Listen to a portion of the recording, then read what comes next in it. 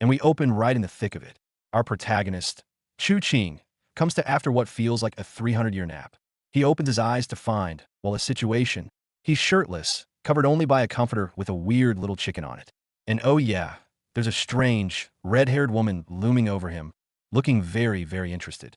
Talk about waking up on the wrong side of the bed. The panic sets in. Where am I? What is happening?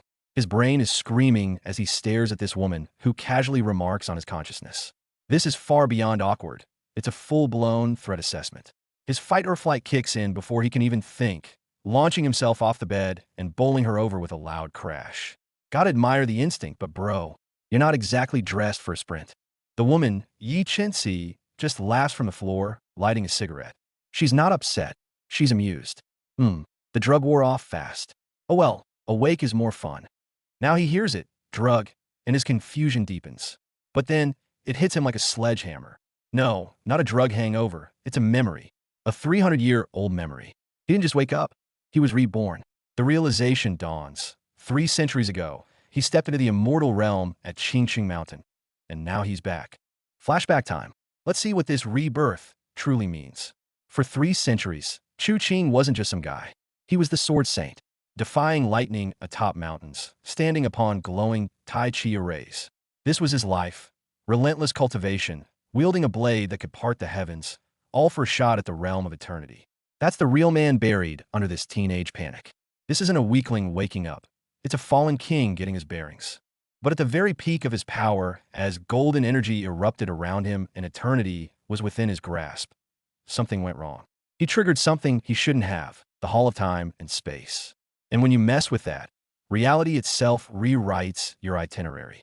So, instead of ascending to godhood, he got a one-way, economy class ticket back to being a 17-year-old on Earth. Can you imagine? From the pinnacle of immortal power to a confused teenager with girl problems. Talk about a system downgrade. Fresh off the time jump, and he's already in a compromising position with a strange, aggressive woman. The 300-year-old sword Saint Chu Qing was shocked by the forwardness in this matriarchal world. Grabbing a robe, he tried to slip away, but her question, "You think you can leave?" stopped him cold. Trying to run? Go ask around if I, Yi Chen-si, have ever let a pigeon fly. It's a blessing that I even looked your way. The next moment, her seemingly delicate hand clamped down on Chu Qing like a vice. The sword saint was stunned. What kind of strength is this? Is even a normal woman in this world this powerful? Unbelievable. Damn it. But this body was just reborn. There's barely any usable energy left. Chu Qing was fuming inside. A grand sword saint, pinned down single-handedly by a woman? No way. His mind raced. With a fierce glint in his eyes, he ignited the last embers of his immortal energy. Golden light exploded around his fist. Forget brute force. It's all about technique. Time for a little cicada sheds its shell escape act. Boom! Golden light detonated, using her own force against her. The shockwave from his energy blast through Chu Qing back, creating a crucial gap. He sees that split-second chance, his eyes scanning and locking onto his school uniform.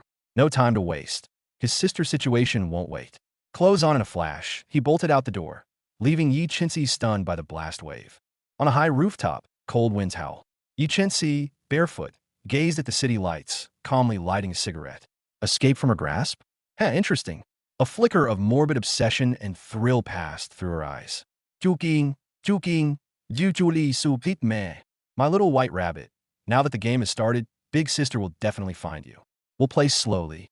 This 300-year-old immortal cultivator, on the verge of ascension, now stood in the modern street with tears streaming down his face. The twinkling star effect on screen? That wasn't magic. It was the raw, 3 centuries worth of longing for his family finally erupting. But that tender moment is instantly shattered with a brutal reality check. An older sister is promising to buy her docile male partner a bag, and the guy is swooning with gratitude. Chu Qing's brain freezes. Hello? What kind of upside-down world is this? And the kicker? The guy shoves him aside without a second thought. What Chu Qing sees next send a shockwave straight to his core. The construction crew? All women, wielding jackhammers and hauling sandbags with ease. The taxi driver? A cheery, powerful-looking woman. Even the police officer directing traffic is a woman. This sensory overload hits him like a cosmic blast, frying his thoughts with one question. What the hell happened to this place? Non-story interlude. To find answers, he turns to the history books, and the truth he uncovers is staggering. A cataclysm known as the spring and autumn upheaval rewrote the rules of biology itself, granting women superior physical and mental strength. Overnight, a matriarchal society rose to power. Imagine learning that the world you fought for 300 years to return to has rewritten the social contract at a fundamental level. Chu Qing closes the heavy history book in the library, his whole world view shattering. The Warring States period that flipped society? Women's biological superiority? Matriarchy as the new norm? 3 centuries of cultivation almost couldn't handle this information overload. This wasn't a return to Earth. It was a crash landing into a gender-flipped nightmare. The one thought echoing in his mind: if the world is like this, what about my family? Returning home with a storm of confusion in his heart, Chu Qing freezes at the doorway. Sweeping the floor isn't a maid. It's his father, the man he remembers as a pillar of strength. Now wearing an apron, a broom in hand, with the quiet weariness of a homemaker in a topsy-turvy world. The 300-year-old sword saint feels his eyes sting. Once an immortal overlooking mortals, now moved to tears by a father silently bearing the homemaker role in this flipped society. This misplaced warmth hits him right in the feels. The tender moment lasts all of 3 seconds before paternal love switches to interrogation mode. No sooner is Chu Qing through the door than his dad grabs him. "Were you with a woman?" The familiar accusation hits, but with the roles completely reversed. Catching a whiff of perfume on his son, his father's expression shifts from worry to fury, even reaching for something to swing. This isn't a homecoming, it's an inquisition. His dad drops the ultimate bomb, a tabloid news story. Look, a 15-year-old boy completely ruined after being tricked by a female classmate. The videos everywhere. His father's voice trembles with fear and anger. "I've given up on your aimless sister, but you will get into a top university. You're young, don't you dare get fooled by some bad girl out there." It's the classic high expectations lecture, but with genders flipped and the dangers being all too real. Chu Qing nods obediently on the surface, his immortal soul screaming inside. "I need to fear this." Swallowing his pride, he asks the crucial question: "Where's Mom?" Aside from his dad reveals Mom is out discussing business. Times are tough. Trying to lighten the mood, Chu Qing says he'll call his sister for dinner. He pushes open her door, and his eyes nearly pop out. There's his sister Chu Xiao, hiding behind the door, face flushed bright red, letting out a weird breathy laugh. Something is very, very wrong. Behind him, his father takes one look at his daughter's bizarre state and gasps out a soul-shaking what. The calm surface of this seemingly oppressive home is about to break. Before dinner, Dad pulls our 300-year-old sword saint aside, his face etched with worry. He mutters that Mom is off on business and money's tight lately. "Come on, old man. You think our supreme cultivator is going to be brought down by cash?" Feeling a bit responsible, Chu Qing heads off to fetch his livestream-obsessed sister for a meal. He raises his hand to knock. Whoa. A pair of eyes is already staring right back at him through the crack. "Chu Xiao, what in the world are you doing hiding behind the door like that in broad daylight?" That look in her eyes is dead suspicious. The door is closed. The commotion inside stops. Moments later, it opens again. Chu Xiao emerges, and oh boy, look at that expression. Glowing with satisfaction, like she just had the most fulfilling mental feast. Seeing her replenished look and her innocent, ancient virgin soul of a brother, a sly, big sister's business is none of your business grin spreads across her face. Okay, she's been having quite the time in there. At the dinner table, the real storm hits. Chu Xiao, all decked out, opens with a request for $1,000 from Dad, claiming it's for socializing and business with friends. Dad's brow instantly furrows, suspicion plastered all over his face. "You're going out again?" She tries to play it off. Had enough, Dad puts down his chopsticks and starts grumbling. "Money, money, money. That's all you know. Look at your brother, how hardworking and well-behaved he is. Why can't you be more like him?" Boom! Family conflict erupts. The words drip with deep disappointment for this good-for-nothing daughter. And right there, the first seed is planted, the seed that will push Chu Xiao towards danger, forcing our sword saint to unsheath his blade. The cracks in this topsy-turvy family are on full display. The storm clouds are gathering over the Chu household. At the dinner table, the rebellious Chu Xiao strikes again, this time hitting up her stay-at-home dad for cash. She claims it's for networking and a legitimate business, but frankly, no one's buying it. Dad shuts it down immediately, comparing her unfavorably to her studious brother and questioning how she'll ever survive in the real world. But Chu Zhao's not listening. With a defiant "my future is mine" attitude, she grabs the money and heads for the door. Dad's weary warning about Mom working hard for that money echoes. This family's calm facade is cracking fast. And then, the head of the household returns. Mother Chu Tianan walks in, looking exhausted. But what follows next nearly shatters the 300-year-old sword saint's mental fortitude. His father, the man he remembers as a pillar of stoic strength, transforms instantly. With a look of pure, unadulterated joy, he throws himself into his wife's arms and coos "Mother" in a sickeningly sweet tone. Chu Qing feels physically ill. This world's version of marital bliss is a direct assault on his senses and sensibilities. He silently retreats to his room, unable to bear another moment of this nauseating, rose-tinted display. At break, skipping. After dinner, the real favoritism show begins. In the living room, Mother pulls Chu Qing aside and, without a word, stuffs a wad of cash into his hands.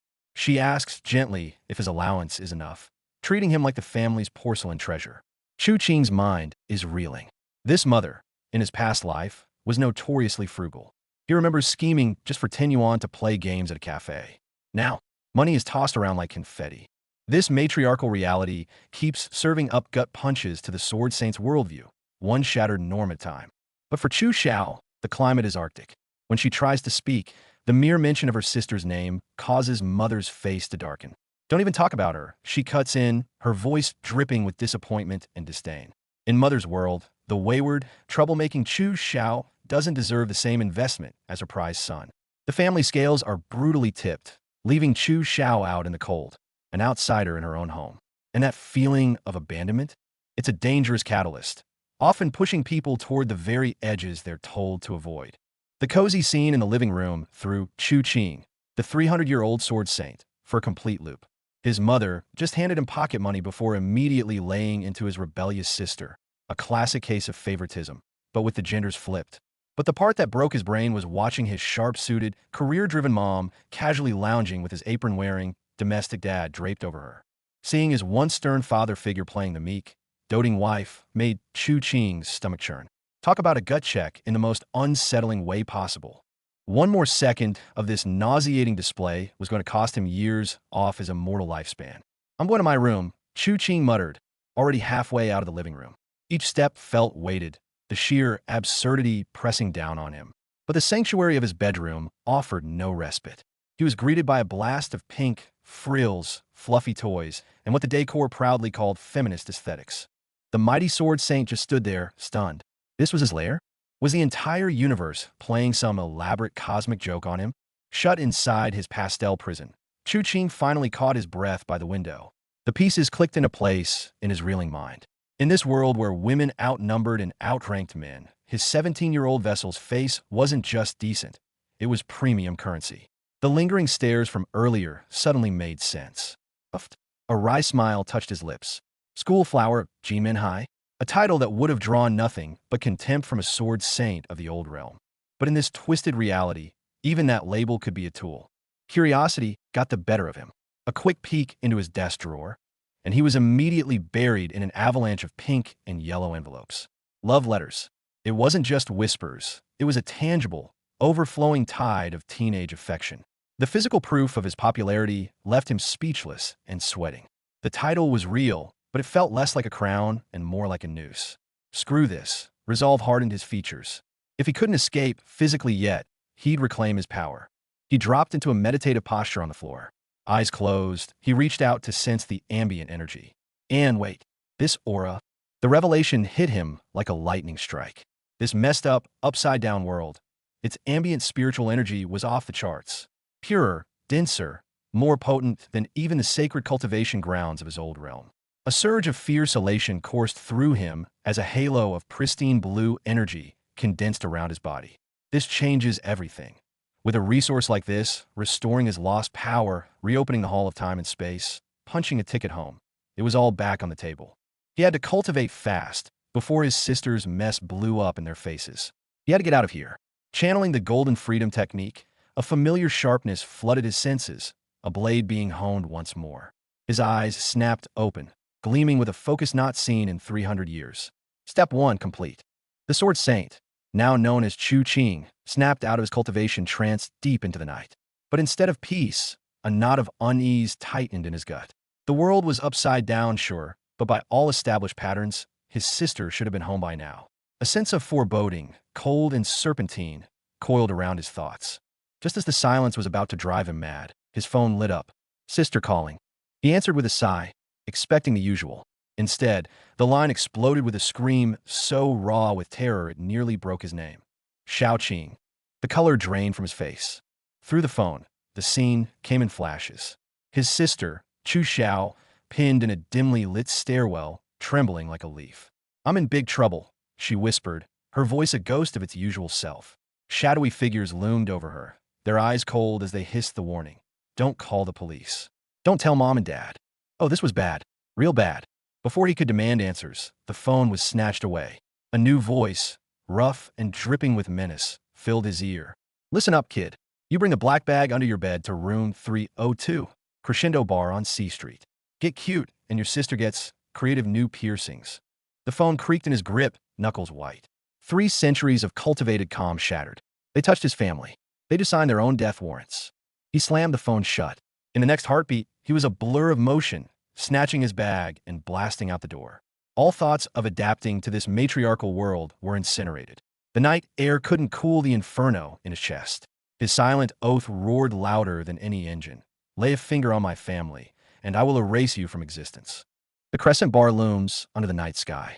For his sister, this former sword saint would storm even a dragon's den. With a loud thud, the heavy backpack lands on the table. I brought the money. Let her go. His voice carries 3 centuries of authority. The blue-haired boss just smirks, utterly unimpressed. The zipper parts and the room falls silent. Every eye is glued to the backpack. It's jam-packed, loaded to the brim with cold, hard cash. Even the boss is thrown off. This wasn't a deal. Her henchwomen stare, their jaws practically on the floor. The gun muzzles swing from Chu Qing to Chu Xiao. You didn't know? You didn't know there was a fortune in here. The boss closes in. Chu Xiao, terrified, stammers that she was just holding the bag for a friend, completely unaware. Lies. Enraged, the boss is convinced it's theft. Just as things look dire for his sister, Chu Qing steps forward. A sliver of his immortal aura fills the room. Grudgingly, the boss nods, the sister can go. Chu Qing grabs his sister's hand, turning to leave. But before they can take a single step, wait. A slender, iron grip clamps around his wrist. The storm has passed, replaced by a far more dangerous calm. The boss leans in, her voice dripping with predatory delight. Your sister can scram, but you're much too pretty to leave. A circle of thugs closes in instantly, trapping the siblings. The rescue mission is over. Now it's a fight for survival. Just as Chu Qing let his guard down, thinking the nightmare was over, the atmosphere in the smoky room shifted completely. The blue-haired woman he was just dealing with dropped her pretense. A predatory gleam appeared in her eyes, fixed squarely on him. Her smile turned oily and menacing. What does she want now?